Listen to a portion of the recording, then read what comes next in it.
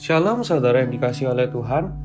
Renungan kita hari ini berjudul Harga dari Sebuah Harga Diri. Mari kita lihat kisah dari bangsa Israel yang terambil dalam 2 Tawarik pasalnya yang ke-36 ayatnya yang ke-15 sampai 19. Namun Tuhan Allah nenek moyang mereka berulang-ulang mengirim pesan melalui utusan-utusannya karena ia sayang kepada umatnya dan tempat kediamannya. Tetapi mereka mengolok-olok utusan Allah itu, menghina segala firman-Nya dan mengejek nabi-nabinya. Oleh sebab itu murka Tuhan bangkit terhadap umatnya sehingga tidak mungkin lagi pemulihan. Tuhan menggerakkan raja orang Kasdim melawan mereka. Raja itu membunuh teruna mereka dengan pedang dalam rumah kudus mereka dan tidak menyayangkan teruna atau gadis, orang tua atau orang ubanan. Semua diserahkan Tuhan ke dalam tangannya. Seluruh perkakas rumah Allah yang besar dan yang kecil, serta harta benda dari rumah Tuhan, harta benda raja dan harta benda para panglimanya, semuanya dibawa ke Babel. Mereka membakar rumah Allah, merobohkan tembok Yerusalem, dan membakar segala puri dalam kota itu dengan api, sehingga musnahlah segala perabotannya yang indah-indah. Jika kita lihat dari cerita di atas, saudara, kita bisa melihat begitu besar kasih Allah kepada bangsa ini, di mana dikatakan, namun Tuhan Allah nenek moyang mereka berulang-ulang mengirim pesan melalui utusannya, karena ia sayang kepada umatnya dan tempat kediamannya. Tapi anehnya dari cerita ini, ada satu bangsa yang tidak menerima cinta Tuhannya, justru malah meresponinya dengan hal yang tidak baik.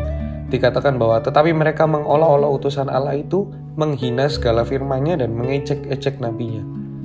Ada pertanyaan besar yang terbesit saat membaca cerita ini, yaitu mengapa? Mengapa mereka mengolok-olok nabi-nabinya, dan bahkan firman Tuhan pun ditolak oleh mereka? Ada kutipan yang mengatakan, ada satu hal yang setiap manusia itu inginkan di hidupnya, yaitu dihargai. Jika kita mau lihat, saudara, fakta-fakta yang ada, setiap orang itu punya kesulitan yang sama, yaitu menerima saran dan kritikan dari orang lain. Sekalipun saran dan kritikan itu pun membangun diri kita. Karena saran dan kritikan selalu menjatuhkan harga diri seseorang tanpa disengaja. Karena jawaban dan prinsip mereka dianggap salah saat ada orang yang mengkritik atau memberikan saran.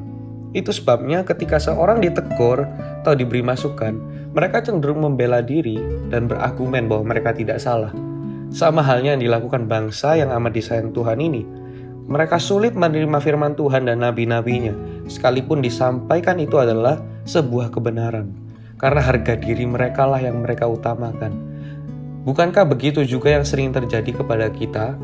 Saat kita mendengar kritikan atau bahkan teguran melalui firman Tuhan yang kita baca ataupun yang disampaikan oleh hamba-Nya. Tapi marilah kita belajar, saudara, dari bangsa Israel ini, bahwa ketika kita lebih mementingkan harga diri kita, sehingga kita menolak firman yang disampaikan melalui Alkitab, pendeta, atau bahkan yang disampaikan melalui perantara orang lain, orang yang lebih rendah dari kita sekalipun, entah itu karyawan, entah itu mantan pendosa, maka harga yang harus kita bayar adalah dimurkai oleh Tuhan ketika kita lebih mementingkan harga diri kita.